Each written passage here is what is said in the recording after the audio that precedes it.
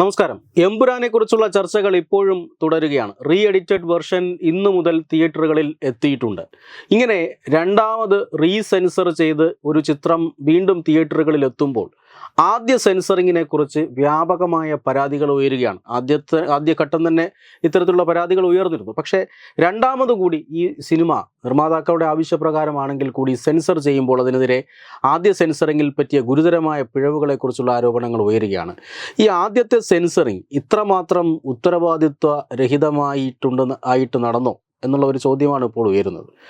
എന്ത് രീതിയിലാണ്, അല്ലെങ്കിൽ ആ സെൻസറിങ്ങിനെ നമുക്ക് ഇപ്പോൾ എങ്ങനെ വിലയിരുത്താം? ആദ്യത്തെ സെൻസറിങ് അല്ല കുമാറെ, ഈ സിനിമയുടെ ആദ്യ വിവാദം വന്നപ്പോൾ തന്നെ ഈ സെൻസർ ബോർഡിനെതിരെ പല ഭാഗത്തു നിന്നും വലിയ രീതിയിലുള്ള വിമർശനങ്ങൾ ഉയർന്നിരുന്നു. നമ്മളും 2-3 ചർച്ചയിൽ അത് പരാമർശിച്ചിരുന്നു. പക്ഷേ ഇത് ഏറ്റവും ഗുരുതരമായ ഒരു വീഴ്ചയായി തന്നെ നമ്മൾ കാണണം. കാര്യം വളരെയധികം ഉത്തരവാദിത്വമുള്ള ഒരു ജോലിയാണ്. സിനിമാ മേഖലയെ സംബന്ധിച്ചിടത്തോളം ഈ പറയുന്ന 2-2.5 മണിക്കൂറിൻ്റെ ഒരു ക്രാഫ്റ്റ്, അതിൽ എന്താണ് അതിൻ്റെ കണ്ടന്റ്, അതിൽ രാജ്യദ്രോഹപരമായി എന്തെങ്കിലും ഉണ്ടോ, ദേശത്തിനെതിരെ എന്തെങ്കിലും ഉണ്ടോ, ഇല്ലെങ്കിൽ ആരെങ്കിലും വ്യക്തിപരമായി അധിക്ഷേപിക്കുന്നുണ്ടോ, ഇതൊക്കെ കൃത്യമായി നോക്കി മനസ്സിലാക്കേണ്ട ഒരു കമ്മിറ്റി, അതാണ് ഈ സെൻസർ ബോർഡിൻ്റെ.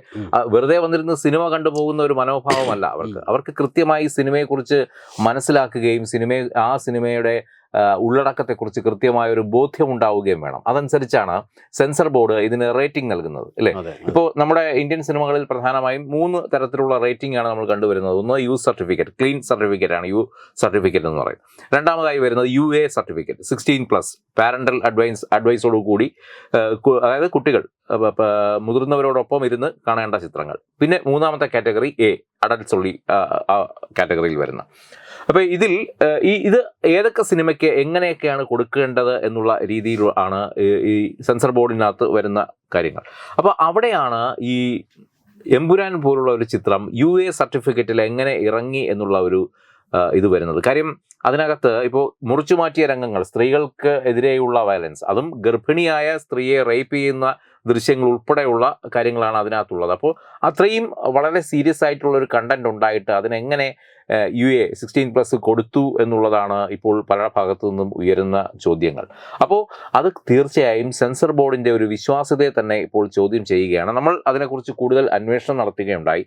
അപ്പോൾ നമുക്ക് തന്നെ മനസ്സിലാക്കാം. കാര്യം ഇത് സെൻസർ ബോർഡിൻ്റെ കാര്യമായതുകൊണ്ട് തന്നെ സെൻസർ ബോർഡിലെ പല അംഗങ്ങൾക്കും ക്യാമറയുടെ മുന്നിൽ വരാനോ ഇത് തുറന്നു പറയാനോ ഒക്കെ അവർക്ക് ബുദ്ധിമുട്ടുണ്ട്. പക്ഷേ അവരുമായി ഇതിൽ ഒരു 4-5 പേരുമായി ഞാൻ സംസാരിക്കുകയുണ്ടായി ഇന്നലെയും ഇന്നുമായി. അപ്പോൾ അവരിൽ നിന്നൊക്കെ മനസ്സിലാക്കിയ ഒരു കാര്യം അനുസരിച്ച് ഈ എമ്പുരാൻ എന്ന സിനിമയുടെ സെൻസറിങ് നടന്നിരിക്കുന്നത് 24, അതായത് റിലീസിങ്ങിനും 24 ദിവസം മുമ്പാണ്. അപ്പം അതിനുശേഷമാണ് കൃത്യമായി പറഞ്ഞാൽ എമ്പുരാൻ ടീം വലിയ രീതിയിലുള്ള പ്രൊമോഷന് വേണ്ടി ഇറങ്ങിയത്. കാര്യം അവർക്ക് കൃത്യമായി ഉറപ്പിക്കണമായിരുന്നു ഇതിന് A സർട്ടിഫിക്കറ്റ് അല്ല, UA സർട്ടിഫിക്കറ്റ് കിട്ടിയിട്ടുണ്ട്. ആ ഒരു സർട്ടിഫിക്കറ്റിന്റെ പിൻബലത്തോടെ വേണം ഇവർക്ക് തുടർന്നുള്ള പ്രൊമോഷൻസ് നടത്താൻ.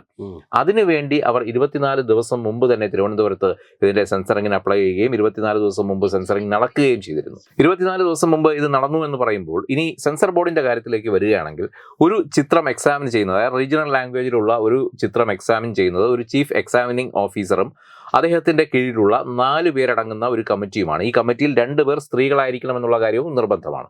അപ്പോൾ ഈ സിനിമ മുഴുവൻ കണ്ടതിന് ശേഷം ഇവർ കമ്മിറ്റി കൂടുമ്പോൾ ഇതിൽ ഓരോ 2 സ്ത്രീകളുടെ ഉണ്ടല്ലോ, അവരുടെ അഭിപ്രായമാണ് ആദ്യം ആരായുന്നത്. വിളിച്ചിട്ട് ആദ്യം ചോദിക്കും, നിങ്ങളുടെ ഇതിലെ നിരീക്ഷണവും നിങ്ങളുടെ ഒരു ഇതും പറയും. അപ്പോൾ അവർ പറയുന്ന അനുസരിച്ചുള്ള കാര്യങ്ങൾ ഇദ്ദേഹം നോട്ട് ചെയ്യും. പിന്നെ ബാക്കിയുള്ള പുരുഷന്മാരായിട്ടുള്ളവരുടെയും ചോദിക്കും. അതും അതിനകത്ത് എഴുതി വെച്ചതിന് ശേഷമാണ് ഇവർ തമ്മിൽ ഒരു ചർച്ചയുണ്ടായി അതിലൊരു സമവായത്തിലെത്തും. അപ്പോൾ ഏതൊക്കെ രംഗങ്ങൾ നമുക്കിത് മുറിച്ചു മാറ്റാനായിട്ട് പറയണം, എന്തൊക്കെയാണ് ഇതിൽ നമുക്ക് ചെയ്യേണ്ടത്, ഇതിന് നമുക്ക് ഏത് സർട്ടിഫിക്കറ്റ് കൊടുക്കണം എന്നുള്ള കൂട്ടായ ഒരു തീരുമാനമായിട്ടാണ് ഇത് എടുക്കുന്നതാണ് ഇതിൻ്റെ ഒരു നടപടിക്രമം എന്ന് പറയുന്നത്. പക്ഷേ ഇപ്പോൾ ഇവിടെ നടന്നുകൊണ്ടിരിക്കുന്നത് നിലവിലുള്ള റീജിയണൽ എക്സാമിനേഷൻ ഓഫീസർ പലപ്പോഴും ഇദ്ദേഹം ഏകപക്ഷീയമായിട്ടാണ് കാര്യങ്ങൾ നീക്കുന്നതെന്ന് ഇത് നേരത്തെ തന്നെ പരാതി ഉണ്ടായിരുന്നു. പക്ഷേ ഇപ്പോൾ ഈ എമ്പുരാൻ ഇറങ്ങിയതോടുകൂടി അത് ഒന്നുകൂടി ബലപ്പെടുകയാണ്. ഇവിടെ ചെയ്യുന്നതെന്ന് പറഞ്ഞാൽ ഈ സർക്കാർ മുദ്രയുള്ള പേപ്പറാണ് ഈ ഓരോരുത്തർക്കും, ഈ ഓരോ അംഗങ്ങൾക്കും നോട്ട് എഴുതാൻ വേണ്ടി കൊടുക്കുന്നത്. കാര്യം അവർ അതിൽ എഴുതുന്നത് നമുക്കിപ്പോൾ ഏകപക്ഷീയമായി പോകും, ചിലപ്പം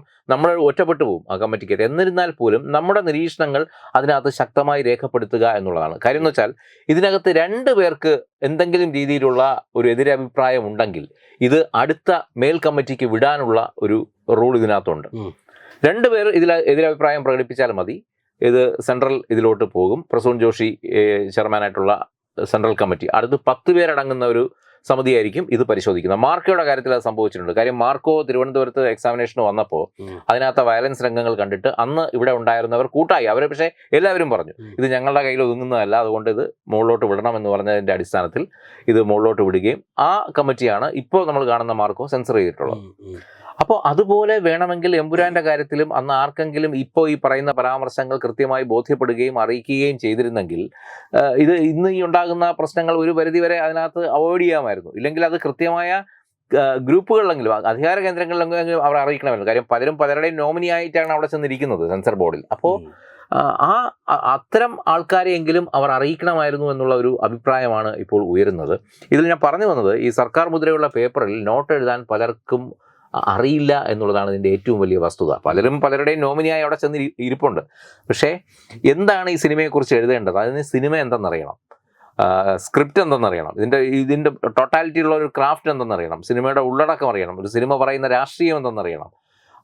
ഇതൊന്നും അല്ലെങ്കിൽ പോലും ബേസിക് ആയിട്ട് ഇതിൻ്റെ കഥയും മറ്റു കാര്യങ്ങളും എന്തിനെങ്കിലും സൂചിപ്പിക്കുന്നതാണെന്നെങ്കിലും മനസ്സിലാക്കാനുള്ള ഒരു സാമാന്യ ബുദ്ധിയെങ്കിലും വേണം, ഒരു പൊതു വിവരം വേണം.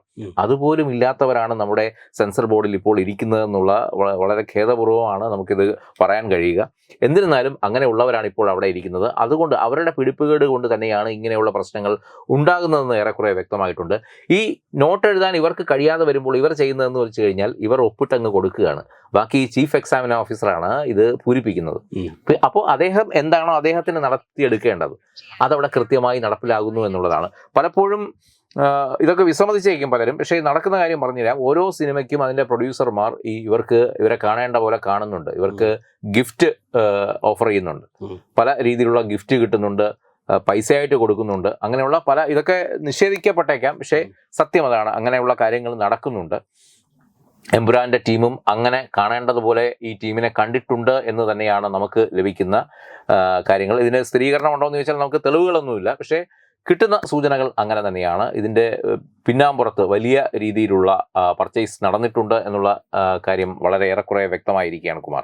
അപ്പോൾ ഇത് സർട്ടിഫിക്കറ്റിലേക്ക് അതായത് പലപ്പോഴും ഈ ചീഫ് എക്സാമിനേഷൻ ഓഫീസർ അദ്ദേഹം തന്നെ ഈ കമ്മിറ്റി അംഗങ്ങളുടെ മുഖത്ത് നോക്കി ചോദിക്കണം. അപ്പോൾ നമുക്കിതിനൊരു UA-16+ അങ്ങ് കൊടുത്തേക്കാം അല്ലേ, വേറെ ആർക്കും അഭിപ്രായമില്ലല്ലോ, ഞാൻ അങ്ങനെ അങ്ങ് എഴുതുകയാണെന്ന് പറഞ്ഞ് പുള്ളി എഴുതിയിട്ടാണ് ഇത് പറയുന്നത്. ഞാൻ അങ്ങനെ അങ്ങ് എഴുതുകയാണെന്ന് പറഞ്ഞിട്ടാണ് പുള്ളി ഇത് പലപ്പോഴും പറയുന്നത്. അങ്ങനെ എഴുതാനുള്ള അവകാശവും അധികാരവും അല്ല, പുള്ളിയാണല്ലോ ഇത് ക്രോഡീകരിച്ച് ഒരു അംഗങ്ങളുടെ അഭിപ്രായം എഴുതാനുള്ള അധികാരം പുള്ളിക്കുണ്ടോ എന്നുള്ളതാണ്. ഇല്ല അത് ഗുരുതരമായ എന്താണ് ലംഘനമാണ്.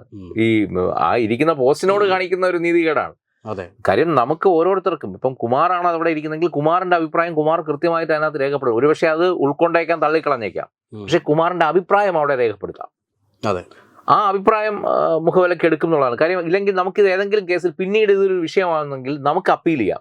ഇത് മോൾ കമ്മിറ്റിയിലോട്ട് പോകുമ്പോൾ, മുകളിലേക്കുള്ള കമ്മിറ്റിയിലേക്ക് പോകുമ്പോൾ നമുക്ക് അവിടെ സൂചിപ്പിക്കാം, അന്ന് എൻ്റെ ഭാഗത്തുനിന്ന് ഇങ്ങനെ ഒരു നിർദ്ദേശം അതിനകത്ത് ഉണ്ടായിരുന്നു, പക്ഷെ അന്നത് കമ്മിറ്റി മുഖവിലയ്ക്ക് എടുത്തില്ല, ആ നിർദ്ദേശം തള്ളിയിട്ടാണ് ഇത് പോയത്. അപ്പോൾ നമ്മുടെ ഭാഗം നമുക്ക് സേഫ് ആക്കാൻ പറ്റും. ഇപ്പോൾ ഈ എമ്പുരാന്റെ കേസിൽ അങ്ങനെ ഒരു നോട്ടും എതിരായി വന്നില്ല എന്നാണ്. എമ്പുരാന്റെ 2 സമയത്തുള്ള സെൻസറിന്റെ സർട്ടിഫിക്കറ്റും നമ്മൾ കണ്ടതാണല്ലേ. ഇന്നലെ ആദ്യത്തെ സർട്ടിഫിക്കറ്റിൽ വെറും 2 തിരുത്തലുകളാണ് ഉണ്ടായിരുന്നത്. ദേശീയ പതാകയെ സംബന്ധിച്ചുള്ള ഒരു പരാമർശവും ആദ്യത്തെ സമയത്ത് സ്ത്രീകൾക്കെതിരെയുള്ള ആക്രമണത്തിന്റെ ചെറിയൊരു ഭാഗവും കട്ട് ചെയ്ത് മാറ്റിയിട്ടുണ്ട് എന്നുള്ളതാണ്. അത് ഈ പറയുന്ന റേപ്പ് തന്നെ അത് 28 സെക്കൻഡ് കണ്ടോ അവിടെ കട്ട് ചെയ്ത് മാറ്റിയിട്ടുണ്ടായിരുന്നു. പക്ഷെ ഇപ്പോൾ എത്ര കട്ടാണ് വന്നിരിക്കുന്നത്, അതൊന്ന് വിശദമായി പരിശോധിച്ചപ്പോൾ ഒഴിവാക്കപ്പെടേണ്ട എത്ര സീനുകളാണ് അതിൽ കണ്ടെത്തിയിട്ടുള്ളത്. ഈ 2002 ഗുജറാത്ത് എന്നുള്ള പരാമർശം പോലും അത് വളരെ സീരിയസ് ആയിട്ടുള്ള ഒരു ഒഫൻസാണ്. കാര്യം 2002 ജനിച്ചിട്ടില്ലാത്ത ഒരാൾ 2003 2004 ജനിച്ച ഒരാൾ ഈ സിനിമ കാണുമ്പോൾ അയാളിലേക്ക് കുത്തിവെക്കപ്പെടുന്ന ഒരു സന്ദേശം അതാണ്. 2002 ആ ഒരു കലാപം നടന്നു, ആ കലാപം ഈ രീതിയിലാണ് നടന്നതെന്നുള്ള ഒരു നമ്മൾ അന്നും പറഞ്ഞിരുന്നു, സിനിമ സാധാരണക്കാരെ സ്വാധീനിക്കുന്ന ഒരു മാധ്യമമാണെന്ന്. അങ്ങനെയെങ്കിൽ ഇത് ഇഞ്ചക്ട് ചെയ്യപ്പെടുകയാണ്. അപ്പൊ അത് ഗുരുതരമായ, അതുകൊണ്ടാണല്ലോ ഉടൻ തന്നെ സെൻസർ ഇടപെടുകയും അത് ഏതാനും വർഷങ്ങൾക്ക് മുമ്പ് ഇപ്പോൾ ആക്കുകയും ചെയ്തിട്ടുണ്ട്. 2002 ഗുജറാത്തിൽ ഇന്ത്യയിൽ എന്താണ് നടന്നതെന്ന് നമുക്കറിയാം. ഇപ്പോൾ അതിനകത്ത് തന്നെ ആദ്യം അധികാരം ഒരാളിനെ നീചനാക്കും, പരമാധികാരം ഒരാളെ ദുരാഗ്രഹിയാക്കും എന്നുള്ള ലോർഡ് ആക്ടന്റെ ഒരു വരി കാണിക്കുന്നുണ്ട്. അത് നമുക്ക് പറയാൻ പറ്റില്ല, കാര്യം അത് ഒരാൾ എഴുതി വെച്ച വരി കാണിക്കുകയാണ്. അതുപോലെയല്ല 2002 ഗുജറാത്ത് എന്ന് പറഞ്ഞ് എഴുതി കാണിക്കുന്നത്, അത് വളരെ സ്പഷ്ടമാണ്. അപ്പൊ അത് അത്രയും വലിയ, അത് തിരിച്ചറിയാൻ നമ്മുടെ സെൻസർ ബോർഡിൽ അന്നുണ്ടായിരുന്നവർക്ക് നിർഭാഗ്യവശാൽ കഴിഞ്ഞില്ല എന്ന് പറയുന്നത് വലിയ ഗുരുതരമായ വീഴ്ച തന്നെയാണ്. ചുരുക്കി പറഞ്ഞാൽ അന്ന് ഈ ആനയെ കാണാൻ പോയതുപോലെ കുറച്ച് ആൾക്കാർ അവിടെ ഇരിക്കുന്നു. ആ. അപ്പോൾ അങ്ങേ തലക്കിൽ നിന്ന് ഇതാ ഞങ്ങളുടെ പണം വരുന്നുണ്ട്, ഈ സർട്ടിഫിക്കറ്റ് വേണം എന്നുള്ളൊരു ഡീല് വരുന്നു. ഈ ഉദ്യോഗസ്ഥന് ഇതെല്ലാം അല്ല, ക്ലിയർ കുമാരേ, അതിന് ഒന്നുകൂടെ ഗൗരവമാകുന്ന കാര്യം എന്ന് വെച്ചാൽ 24 ദിവസം മുമ്പ് തലേദിവസം നടന്ന സെൻസറിങ് അല്ല, 24 ദിവസം ഉണ്ടായിരുന്നു. അല്ല, സാധാരണ ചലച്ചിത്രങ്ങൾക്ക് ഇത്രയും ടൈം കിട്ടാറില്ല എന്ന് തോന്നുന്നു അല്ലേ? സാധാരണഗതിയിൽ മിക്ക സിനിമകളും ഈ സിനിമ ഒരു ബിഗ് ബഡ്ജറ്റ് പടമാണെങ്കിൽ ഇതിന് കൃത്യമായി അവർക്കൊരു ഷെഡ്യൂൾ ഉണ്ടായിരുന്നു. അവരതനുസരിച്ചാണ് ഷൂട്ട് ചെയ്ത് പോയതും. ഇതിന്റെ പോസ്റ്റ് പ്രൊഡക്ഷൻ ഇത്ര സമയം വേണം, പ്രൊമോഷൻ ഇത്ര സമയം വേണം. അതുകൊണ്ട് തന്നെ അവർ 24 ദിവസം മുമ്പ് ഇത് സെൻസറിങ്ങിന് എത്തിച്ചു. അത് അവരുടെ മിടുക്കാണ്. 24 ദിവസം മുമ്പ് സെൻസറിങ് പൂർത്തിയാക്കിയിട്ടാണ് അവർ പ്രൊമോഷൻ ഇറങ്ങിയിട്ടുള്ളത്. കാര്യം അല്ലെങ്കിൽ ഇത് സർട്ടിഫിക്കറ്റ് ഒക്കെ ആണെന്നുണ്ടെങ്കിൽ പിന്നെ ഈ പ്രൊമോഷൻ വിചാരിച്ച രീതിയിൽ പോകത്തില്ല. അതുകൊണ്ട് അവരത് ബുദ്ധിപൂർവ്വം നീക്കി എന്നുള്ളതാണ്. പക്ഷേ കൃത്യമായി ഇവിടെ നടന്നത് എന്ന് വെച്ചാൽ സെൻസർ ബോർഡിനെ പർച്ചേസ് ചെയ്യാൻ ഇതിന്റെ അണിയറ പ്രവർത്തകർക്ക് കഴിഞ്ഞു. സെൻസർ ബോർഡ് ആദ്യമായിട്ടല്ല ഇത്തരത്തിൽ പർച്ചേസ് ചെയ്യപ്പെടുന്നത് എന്നുള്ളത് വേറൊരു സത്യം. പല ചിത്രങ്ങളിലും ഇത് സംഭവിച്ചിട്ടുണ്ട്. അണിയറയിൽ ഇനിയും ഒരുപാട് സിനിമകൾ, ചെറുതും വലുതുമായ ഒരുപാട് സിനിമകൾ, ഇപ്പോൾ എമ്പുരാൻ ഇത്രയും വലിയ ബിഗ് ബഡ്ജറ്റും മോഹൻലാൽ ചിത്രവും ഒക്കെ ആയതുകൊണ്ടാണ് ഇതിന് ഇത്രയും വലിയൊരു പബ്ലിസിറ്റി കിട്ടിയത്. പക്ഷേ ഇത്രയും ഒന്നും പബ്ലിസിറ്റി ഇല്ലാത്ത ചെറിയ ചിത്രങ്ങൾ ഒരുപാട്, ഈ മട്ടാഞ്ചേരി മാഫിയ എന്നൊക്കെ നമ്മൾ പറയുന്ന രീതിയിൽ ഒരുപാട് സിനിമകൾ അണിയറയിൽ ഒരുങ്ങിയിട്ടുണ്ട്, സെൻസറിങ് കഴിഞ്ഞതുണ്ട്, സെൻസറിങ്ങിനായി വെയിറ്റ് ചെയ്യുന്നതുണ്ട്. അപ്പോൾ അതിലൊക്കെ ഇത്തരത്തിലുള്ള ഒളിച്ചുകെടുത്തലുകളും പരസ്യക്കെടുത്തലുകളും ഒക്കെ ഉണ്ട്. പക്ഷേ അതൊക്കെ നമ്മുടെ ആൾക്കാർ തിരിച്ചറിയുന്നുണ്ടോ എന്നുള്ളതാണ് ചോദ്യം. സെൻസർ ബോർഡിൽ ഇരിക്കുന്നവർക്ക് ഇത് തിരിച്ചറിയാൻ പറ്റുന്നുണ്ടോ എന്നുള്ളതാണ് ചോദ്യം. ഒന്നരെ മറികടന്നുകൊണ്ടുള്ള പല കളികളും നടക്കുന്നുണ്ട്. അതെ. അപ്പോൾ ഈ ചീഫ് എക്സാമിനേഷൻ ഓഫീസർക്ക് ചില നിക്ഷിപ്ത താല്പര്യങ്ങൾ ഉണ്ടാവാം. അദ്ദേഹം ഒരു സിനിമയ്ക്ക് വേണ്ടി അദ്ദേഹം വിളിച്ചു കൂട്ടുന്ന കമ്മിറ്റി അല്ലെങ്കിൽ ഒരു പാനലിനെ വിളിച്ചു കൂട്ടുന്നത് അദ്ദേഹത്തിന്റെ താല്പര്യങ്ങൾക്കനുസരിച്ചാവാം. പക്ഷേ അപ്പോൾ ഈ പാനലിൽ എത്തുന്നവരാണ് ജാഗരൂകരാകേണ്ടത്. ഈ പാനലിലുള്ള ഓരോ ആൾക്കാർക്കും അവരുടേതായ ഒരു ഉത്തരവാദിത്വം ഉണ്ടാകണം. കൃത്യമായി അവരുടേതായ വീക്ഷണകോണിൽ മറ്റേ ആൾ എന്തെഴുതുന്നു, നമ്മൾ പരീക്ഷയ്ക്ക് കോപ്പി അടിക്കുന്നത് പോലെ അല്ല ഇതിന്റെ റിപ്പോർട്ട് എന്ന് പറഞ്ഞു കഴിഞ്ഞാൽ. നമ്മൾ സ്വയം സിനിമയെ മനസ്സിലാക്കുകയും നമ്മൾ അതിന്റെ റിപ്പോർട്ട് സ്വയം ഉണ്ടാക്കുകയും ചെയ്യുക. നമുക്ക് അതിനകത്തിൽ ഏതെങ്കിലും തരത്തിൽ ഒരു വിമുഖത തോന്നിക്കഴിഞ്ഞാൽ അത് എഴുതി വെക്കാൻ ഒട്ടും നമ്മൾ ബുദ്ധിമുട്ടേണ്ട, വൈമനസ്യം കാട്ടേണ്ട കാര്യമില്ല. അത് കൃത്യമായി എഴുതുക എന്നുള്ളതാണ്. പക്ഷെ അത് എഴുതാൻ ഇവിടെ ഉള്ളവർ തയ്യാറാകുന്നില്ല, അതിനറിയില്ല എന്നുള്ളതാണ് ഇതിൻ്റെ ഏറ്റവും നഗ്നമായ കാര്യം. അതുകൊണ്ട് അത് മറ്റു പലരും മുതലെടുക്കുന്നുണ്ട്. ഇവരുടെ ഈ അജ്ഞത മുതലെടുത്തുകൊണ്ടാണ് പല സിനിമകൾക്കും അതിന് അർഹിക്കാത്ത തരത്തിലുള്ള സർട്ടിഫിക്കറ്റുകൾ കെട്ടി തിയേറ്ററുകളിൽ എത്തുന്നത് എന്നുള്ളതാണ് നമുക്ക് മനസ്സിലാകുന്ന ഏറ്റവും വലിയ കാര്യം. ഇതിനൊക്കെ തെളിവുകളുണ്ടോ എന്ന് ചോദിച്ചാൽ തെളിവുകൾ തരാൻ നമ്മളിൽ തെളിവുകളില്ല. കാര്യം ഇത് തെളിവ് അങ്ങനെ വന്ന് ക്യാമറയ്ക്ക് മുന്നിൽ പറയാനോ ഒന്നും ആരും തയ്യാറല്ല. പക്ഷെ ഇതാണ് അതിന് പിന്നിൽ നടക്കുന്ന സത്യം.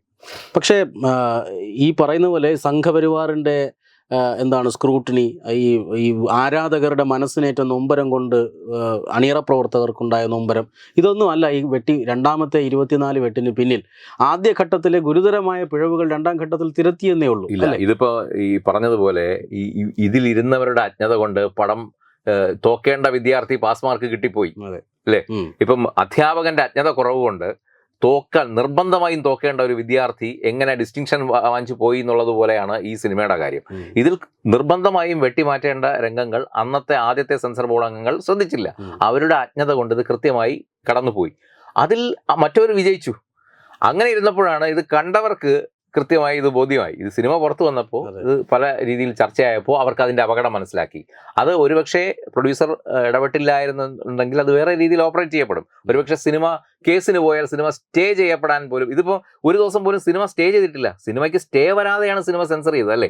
ഇന്നലെ വരെയും മുറിച്ചു മാറ്റാത്ത രംഗങ്ങൾ ഉണ്ടായിരുന്നു തിയേറ്ററുകളിൽ. ഇന്ന് തൊട്ടാണ് മുറിച്ചു മാറ്റിയ രംഗങ്ങൾ വരുന്നത്. അല്ലാതെ സിനിമയുടെ ഷോ ഒരിടത്ത് പോലും തടസ്സപ്പെട്ടിട്ടില്ല. ഒരു തിയേറ്ററിൽ പോലും ഈ പടം തിരിച്ചു വലിച്ചിട്ടില്ല. അതെ. അപ്പോൾ അവിടെയൊക്കെ അവർക്ക് അത് ഭംഗിയായി മാനേജ് ചെയ്യാൻ പറ്റി. അതെന്തുകൊണ്ടാണ്? അവർ തന്നെ മുന്നിട്ടിറങ്ങിയത് കൊണ്ടാണ്. അല്ലെങ്കിൽ ഇതൊരു പരാതി മുഖേനയാണ് പോയെങ്കിൽ ഒരുപക്ഷെ ഇത് കോടതിയിൽ പോവുകയും ഈ സിനിമയ്ക്ക് സ്റ്റേ വരികയും ഒരു 1-2 ദിവസം ചിലപ്പോൾ സ്റ്റേ കിടന്ന് ഇതിന് ശേഷമായിരിക്കും ഇത് സെൻസറിങ് കഴിഞ്ഞ് ഇറങ്ങിയാൽ മതി എന്നൊക്കെ കോടതി ഉത്തരവ് വന്നു കഴിഞ്ഞാൽ അങ്ങനെ അത് പാലിക്കപ്പെടേണ്ടി വരും. പക്ഷേ ഇത് അത്തരം കാര്യങ്ങളിലേക്കൊന്നും പോകാതെ വളരെ ബുദ്ധിപൂർവ്വമായി ആദ്യത്തെ അഭിപ്രായം വന്നപ്പോൾ തന്നെ മോഹൻലാലും ഗോകുലനുമാണ് അതിന് മുൻകൈ എടുത്തതെന്ന് പറയുന്നു. എന്തായാലും അവരത് കൃത്യസമയത്ത് ഇടപെടുകയും അതിൻ്റെ റീസെൻസറിങ് പൂർത്തിയാകുകയും ഇന്ന് മുതൽ ഇപ്പോൾ തിയേറ്ററുകൾ റീസെൻസേർഡ് പ്രിൻ്റാണ് ഇന്ന് മുതൽ എത്തുന്നത്. എന്തായാലും ഈ കഴിഞ്ഞ ദിവസം അനാവശ്യമാണെങ്കിൽ പോലും ഈ സിനിമയ്ക്കെതിരെ ഒരു ഹർജി ഹൈക്കോടതിയിൽ പോയി. അപ്പോൾ ഹൈക്കോടതി പറഞ്ഞ ഒരു കാര്യം എന്നത്, സെൻസർ ചെയ്ത് പുറത്തിറങ്ങിയ സിനിമ, സെൻസർ ബോർഡിന് ഒരു കുഴപ്പവുമില്ലാത്ത ഒരു സിനിമയ്ക്ക് എന്താണ് ഇനി കുഴപ്പമെന്നാണ് ഹൈക്കോടതി ചോദിച്ചത്. കാരണം അത്രമാത്രം വളരെ പ്രധാനമാണ് ഒരു സിനിമയുടെ സെൻസറിങ്. പക്ഷേ ആ മേഖലയിൽ നടക്കുന്നത് ഇത്തരത്തിലുള്ള ഉള്ളുകളികളാണ് എന്നുള്ളതാണ്. മറ്റേത് മേഖലകളിലെ സിനിമയിലെയും ഈ ചില എന്താ പറയാൻ കടന്നുകയറ്റം പോലെ തന്നെ സെൻസർ ബോർഡിലും ആവശ്യമില്ലാത്ത ചില കടന്നുകയറ്റങ്ങൾ നടന്നിട്ടുണ്ട്. അതിന്റെ ഫലമാണ് നമ്മൾ ഈ കാണുന്നത്. ഈ സിനിമ സെൻസറിങ് എന്ന് പറയുന്നത് നിസ്സാരമായ ഒരു ജോലിയല്ല. ഇപ്പോൾ അതിന്റെ ഗൗരവം ഒരുപക്ഷെ ഇപ്പോൾ സാധാരണ ജനങ്ങൾ ഈ ഒരു സംഭവത്തോടു കൂടിയെങ്കിലും മനസ്സിലാക്കുന്നുണ്ട്. വെറുതെ പോയിരുന്ന് സിനിമയും കണ്ട് ബാറ്റയും വാങ്ങിച്ച് ഭക്ഷണവും കഴിച്ചിട്ട് തിരിച്ചിറങ്ങി വരുന്നതല്ല സെൻസറിങ് കമ്മിറ്റിയിൽ ഇരിക്കുന്നവരുടെ ജോലി. സിനിമയെ കൃത്യമായി അറിയുക, അത് നിരീക്ഷിക്കുക. ഈ പറഞ്ഞതുപോലെ അത് പൊതുജനത്തിലേക്ക് എത്തുമ്പോൾ, പൊതുമധ്യത്തിലേക്ക് എത്തുമ്പോൾ അതിനകത്ത് ആവശ്യമില്ലാത്ത, കുട്ടികൾ കാണേണ്ടതായിട്ടില്ലാത്ത രംഗങ്ങളുണ്ടെങ്കിൽ അതിനെ കട്ട് ചെയ്ത് കളയുക. അതിന് കൃത്യമായ സർട്ടിഫിക്കറ്റ് കൊടുക്കുക, ഏത് കാറ്റഗറിയിൽ ഉൾപ്പെടുത്തണം എന്ന്. അവിടെയാണ് ഈ പർച്ചേസ് ചെയ്യപ്പെടരുതെന്ന് പറയുന്നത്.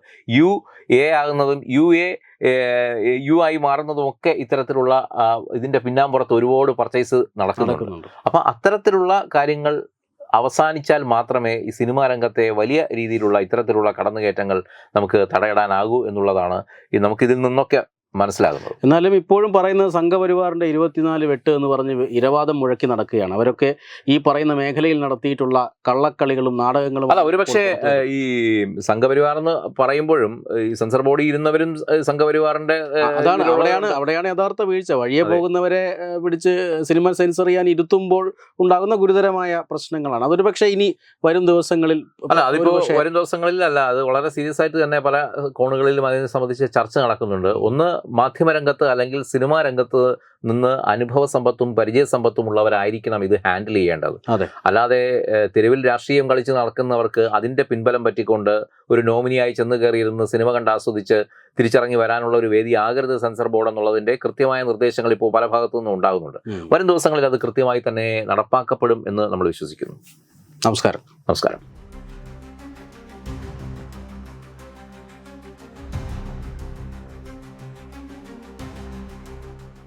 Branding partner Edubix online executive education, focus physiotherapy centre Pattom, Unnat engineering Gujarat, തീർത്ഥയാത്ര.com, iron build Gujarat, PRS hospital Killippalam Thiruvananthapuram. 5 തലമുറകളായി നിങ്ങൾക്കൊപ്പം. തുമ്പമൺ ശ്രീ വടക്കുംനാഥൻ ക്ഷേത്രം, അമ്പലക്കടവ്, പത്തനംതിട്ട. ശ്രീമദ് സ്കന്ദപുരാണ മഹാസത്രം 2025 മെയ് 11 മുതൽ 18 വരെ. ബ്രഹ്മശ്രീ മുംബൈ ചന്ദ്രശേഖര ശർമ്മയുടെ മുഖ്യ കാർമ്മികത്വത്തിൽ മഹാഗണപതി ഹോമം, സ്കന്ദപുരാണ പാരായണം, മഹത് പ്രഭാഷണങ്ങൾ, പൂജഹോമാദികൾ, കലാസാംസ്കാരിക പരിപാടികൾ. സത്രയജ്ഞ കർമ്മങ്ങളിലേക്ക് എല്ലാ ഭക്തജനങ്ങളുടെയും സാന്നിധ്യവും സഹകരണവും സാദരം അഭ്യർത്ഥിക്കുന്നു. മഹാസത്രവേദിയിൽ മെയ് 18 പഴനി അരുൾമിക ദണ്ഡായുധപാണി സ്വാമി ദേവസ്ഥാന അർച്ചക സ്ഥാനികർ ശ്രീസെൽവ സുബ്രഹ്മണ്യ ശിവശാരിയാരുടെ മുഖ്യ കാർമ്മികത്വത്തിൽ നടക്കുന്ന അതിശ്രേഷ്ഠവും സർവൈശ്വര്യദായകവുമായ സ്കന്ദഹോമം. സ്കന്ദമഹാപുരാണ സത്രത്തിന്റെ ആദിമധ്യാന്തമുള്ള സമ്പൂർണ്ണ തത്സമയ കാഴ്ച തത്വമയി നെറ്റ്വർക്കിൽ.